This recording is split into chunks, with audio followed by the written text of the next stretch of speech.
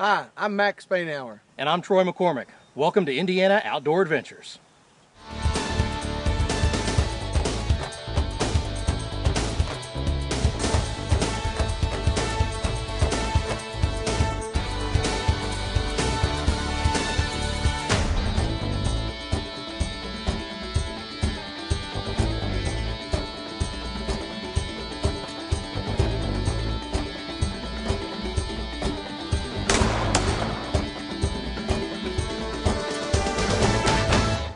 Welcome to Indiana Outdoor Adventures. Today we're in Indianapolis for the Red Bull Trail Marathon, co-sponsored by DINO, Do Indiana Outdoors.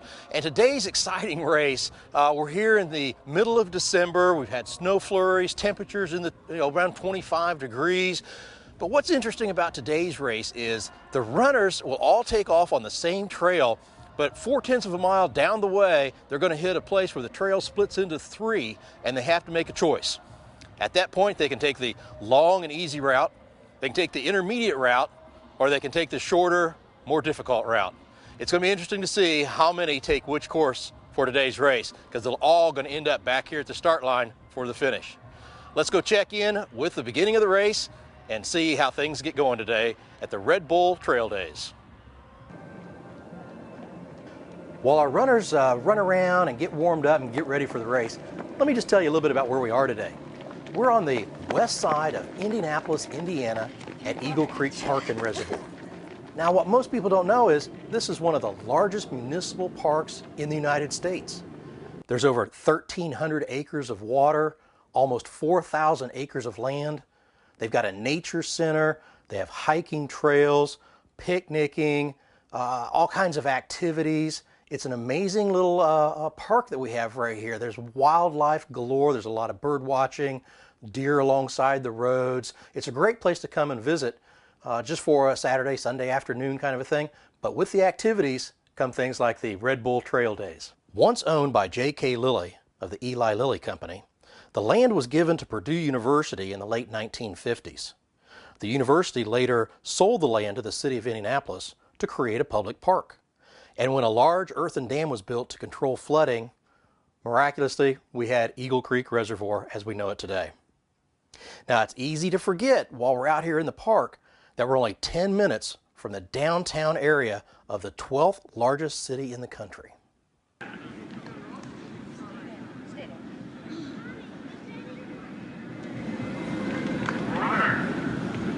Take the one.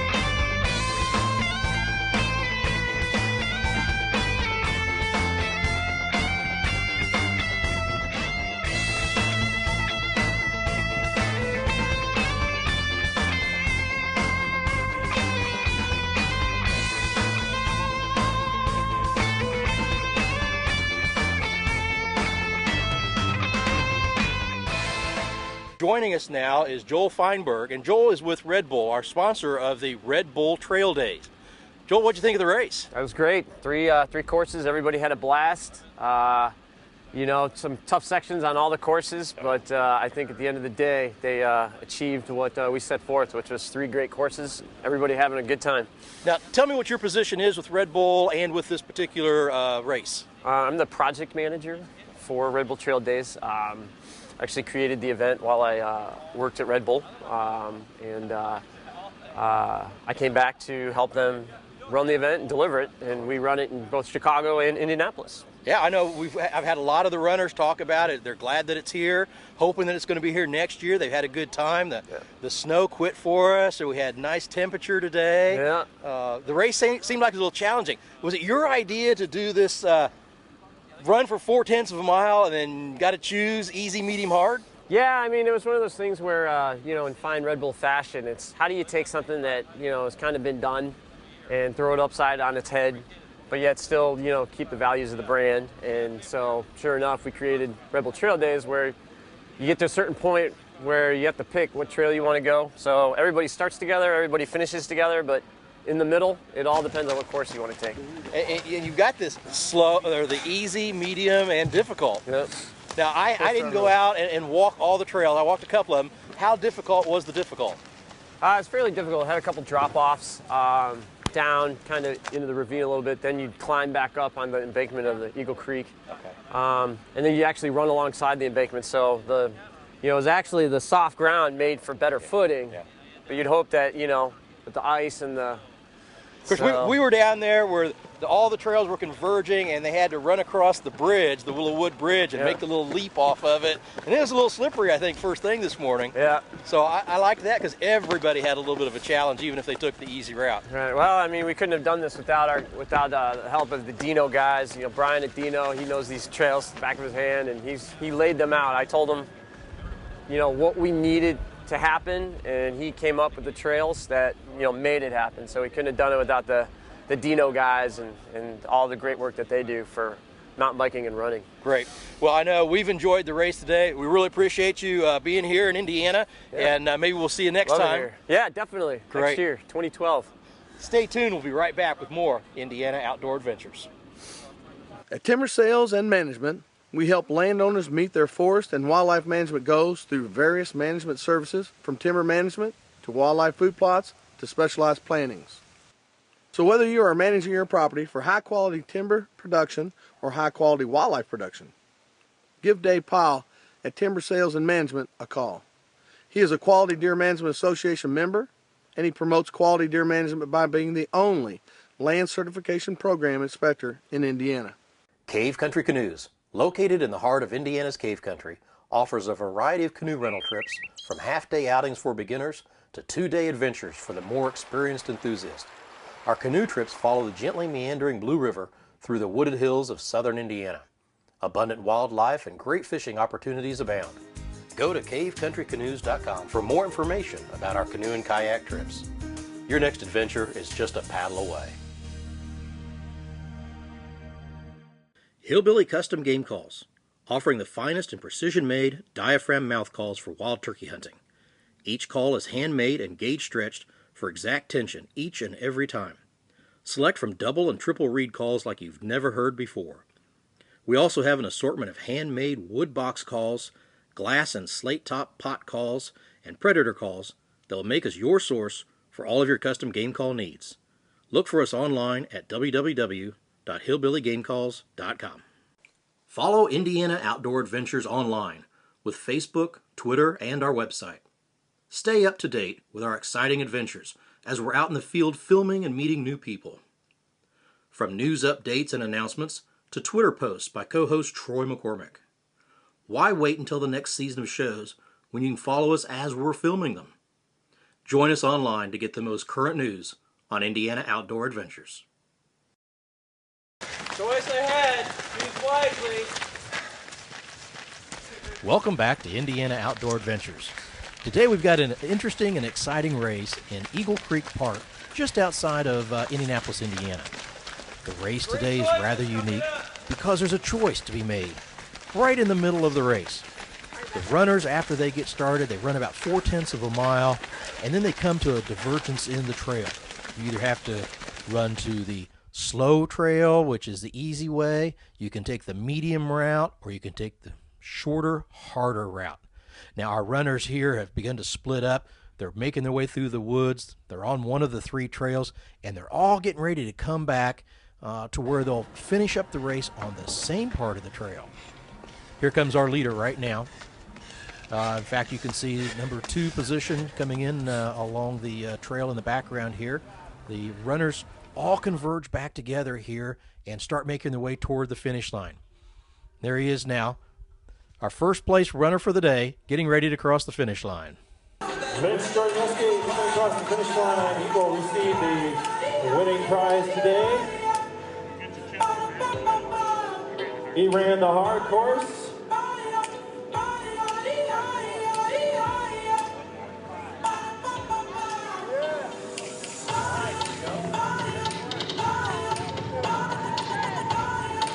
Congratulations, finishers of the Red Bull Trail Daze Indy. Coming across the line. Hard course. Just happened to be the fastest course today. Third place from Indianapolis, Derek Spear at 20:07. 20:07. Second place from New Augusta, Indiana, Martin Wilkie at 20 minutes flat.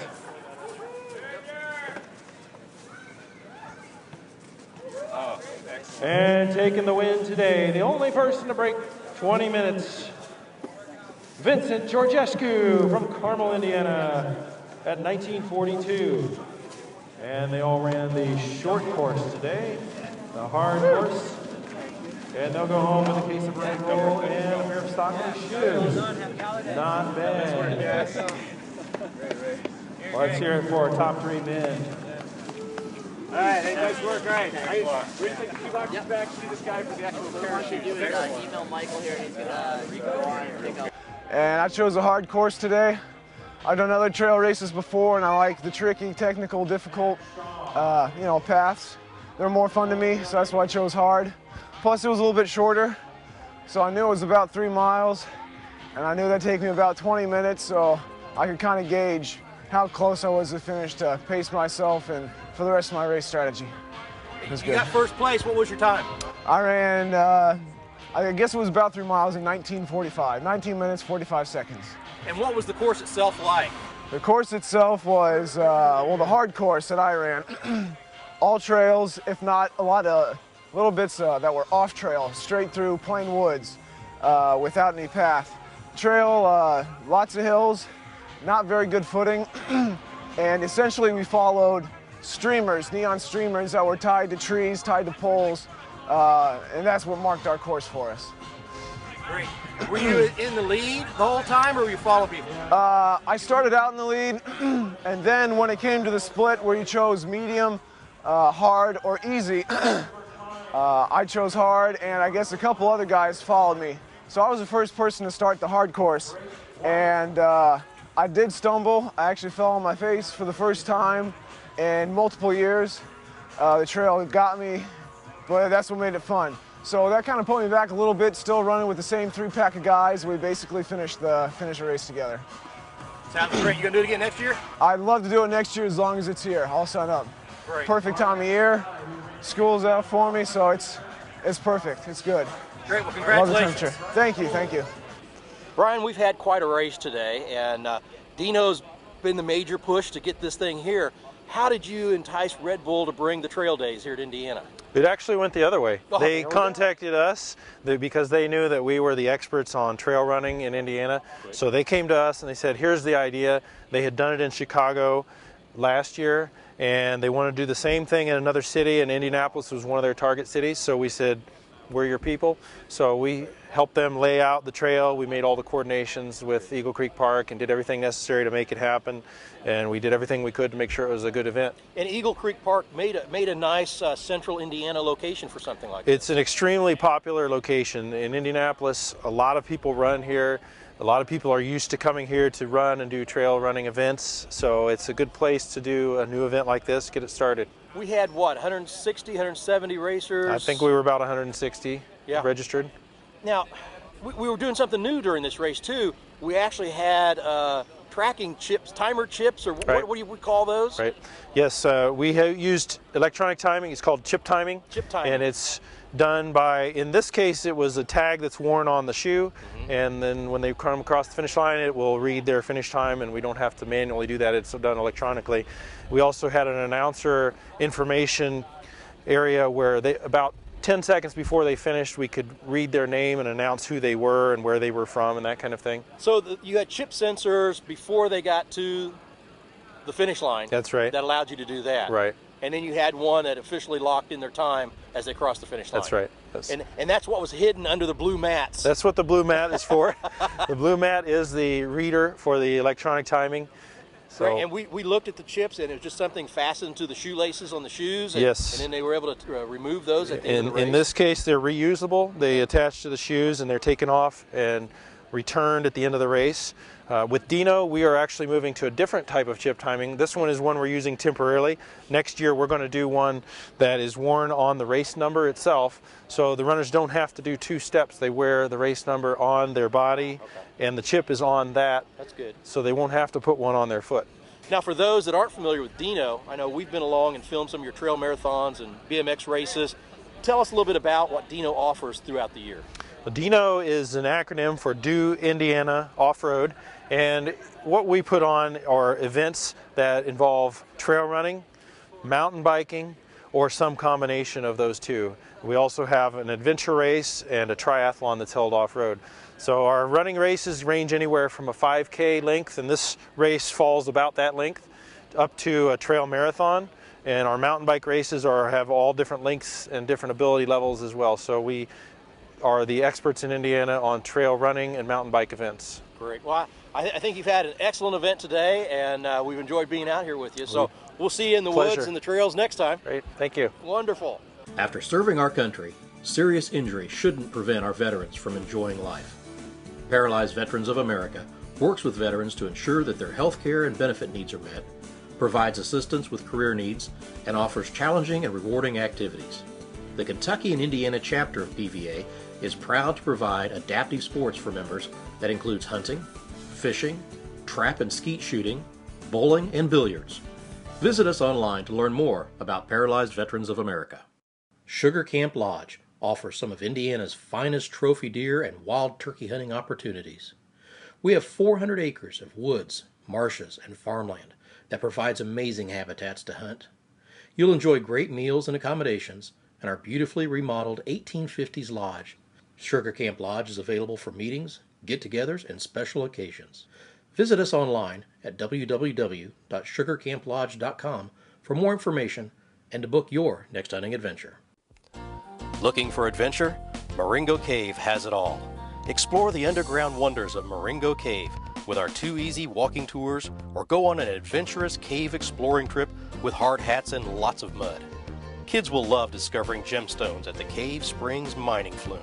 This U.S. National Natural Landmark has been open to the public since 1883 and provides breathtaking views of underground cave formations. Visit us online at marengocave.com and plan your visit today. The Old Goat Trading Post in Bloomingdale, Indiana offers not only traditional fur hides, hats, and mountain man-like apparel, but beautifully crafted spirit hides. Artistically sculpted from elk, moose, deer, and buffalo hides, they are the perfect wall hanging for your home or vacation cabin. The shaved hair sculpture and original painted scenes combine to create a natural canvas and work of art. Visit www.oldgoattrading.com for more information.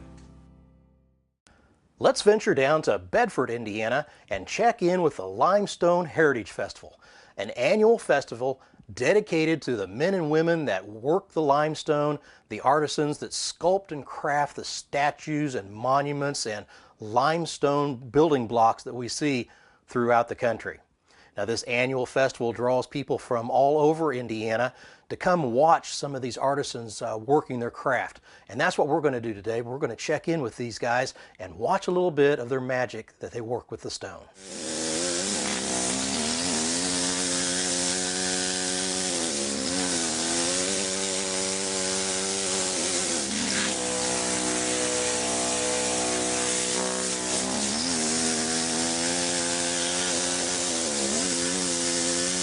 Well, I'm a stone cutter actually in the stone mill, and I lied to my boss years ago. We used to, any stone carving that came through the mill, they would subcontract it out to one of the local stone carvers. And I told my boss one time when we had some stuff coming through, I said I could probably do that. He asked me if I'd done it before, and I lied and said, oh yeah, that'd be easy. So I just kind of made it up as I went, and it turned out that I don't think it's as hard as stone cutting. Stone cutting, you have to be able to cut straight lines, mold work, and stuff like that. With stone carving, anyone can cut a crooked line.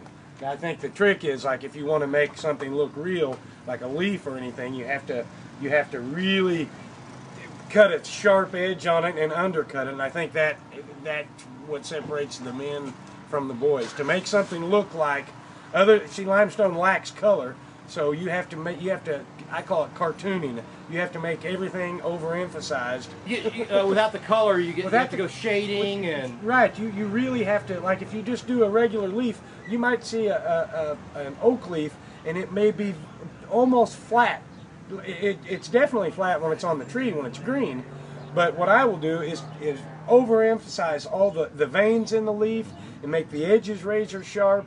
The same with the acorns. If you're doing acorn clusters, overemphasize everything. Make the top of it even bigger than what it usually is, so you can tell the difference between the top of the acorn, or the cap, and the acorn itself. So you're giving it depth and character, Right. twists and turns, Right. and making up for the lack of color Exactly. through the nuances of shading and Right. depth. And that's another thing. A lot of people will photograph limestone. They have a tour that comes through our stone mill on Thursdays, and people will have especially if we've got a nice piece that we're working on, they'll use their cameras and leave their flash on, and that completely whites out the stone. The way to photograph limestone, in my opinion, is to shine a light either from the bottom, from the side, from the top, and a real high intensity light with the lights off everywhere else, and it will really bring out the texture, the depth, the character, I think. So during your normal job, you're a stone cutter. And today you're a stone carver. Right. Now, we're doing a job now. It's going to, I believe, it's Missouri somewhere. I think in St. Louis. It's a courthouse.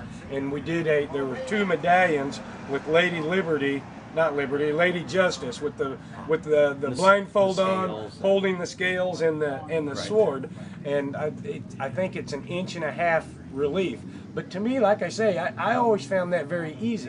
I can't draw, but they will give me a photograph or a pattern, and all you have to do is trace the pattern, and then everything in limestone is already there. Inside this right here is a fish swimming, believe it or not. And what I'll do when I say there's a fish in here, I can't draw the fish, but the fish is already here. All I have to do is take all this extra out, and I'll leave this fish. But you can't. If you want to just make a plain fish, you see, you'll leave this square and draw your fish. What I do is I want my fish to have character, to be swimming, so it'll have a radius. So I'll cut this radius right here all the way through and leave it attached to this base.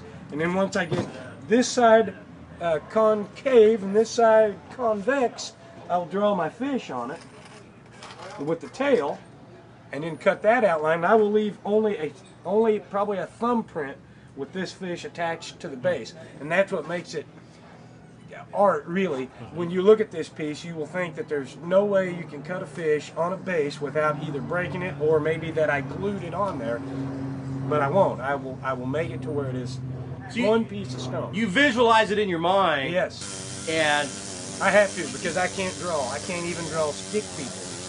You internally see it in the stone, yes, and cut away everything that shouldn't be there. Yes. Tell me about the tools that you use.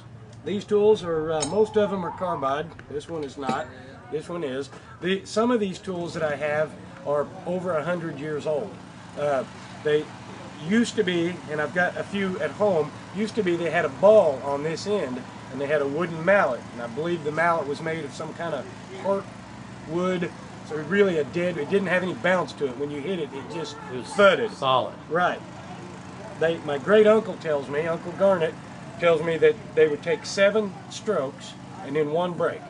1, 2, 3, 4, 5, 6, 7, and then a break, and then 7 and a break.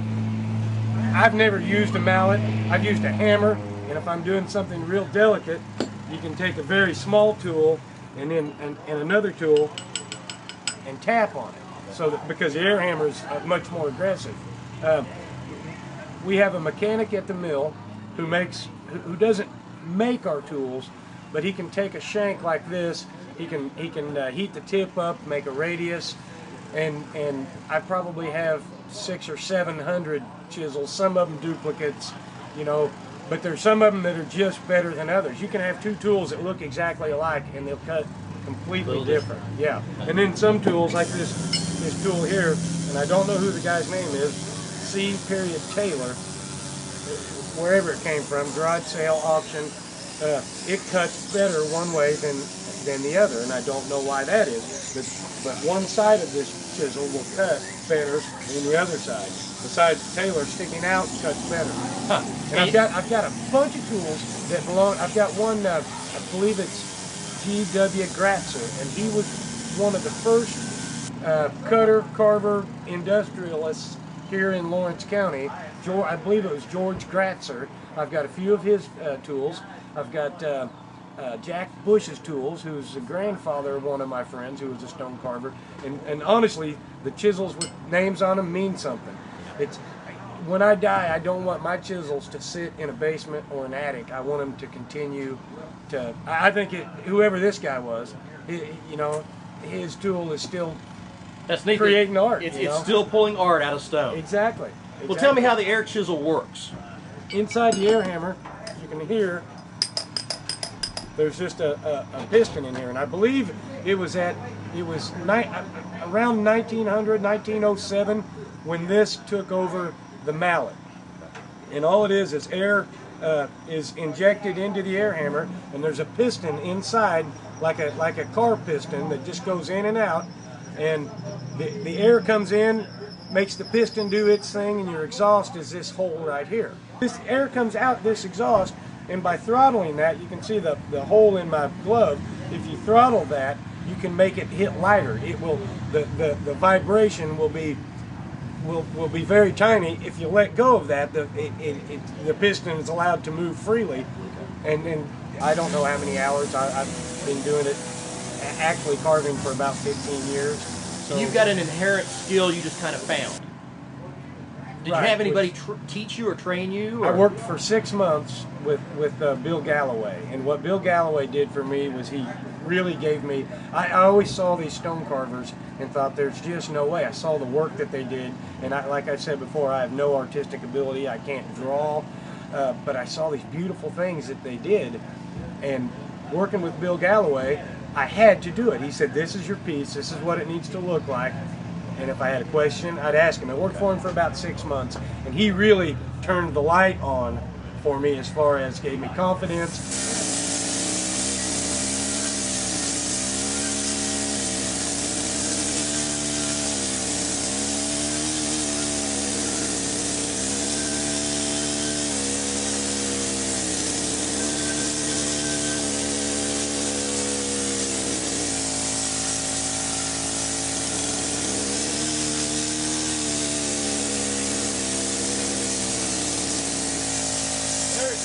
We've got applications at the stone mill. We're interested. Thanks for joining us today. It's probably going to be a while before you see any big statues that I've built, but I sure had fun practicing on working the stone and trying out that air hammer. We'll see you next time, right here on Indiana Outdoor Adventures.